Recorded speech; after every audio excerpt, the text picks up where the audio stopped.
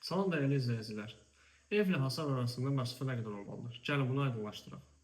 Bunu sizin üçün lövhədə əyani şəkildə qeyd edəcəyəm və diqqət yetirməyinizi xahiş edirəm. İlk olaraq belə bir ev çəkirik. Bu birinci mərtəbə, bu isə ikinci mərtəbədir.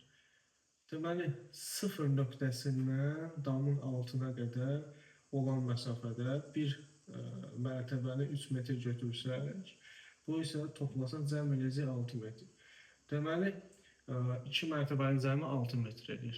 Evin ümumi hündürlüyüdür. Bu hündürlüklə çəpər arasındakı məsafə 30%-dən az olmamalıdır. Çox ola bilər, amma az ola bilməz. Bunun üçün də əmsal 0,3 götürülür. 6-nı da vururuq 0,3-ə. Bu deyilir 1,8. Deməli, belə götürək. Torpaq sahəsi çəkək.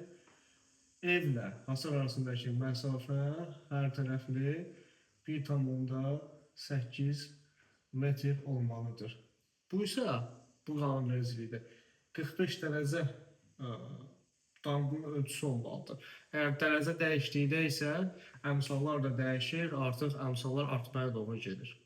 Dəyərli izləyicilər, sizlər üçün belə bir mövzuda çəkiliş etdik. Nə suallarınız olarsa bizdən ünvanlaya bilərsiniz.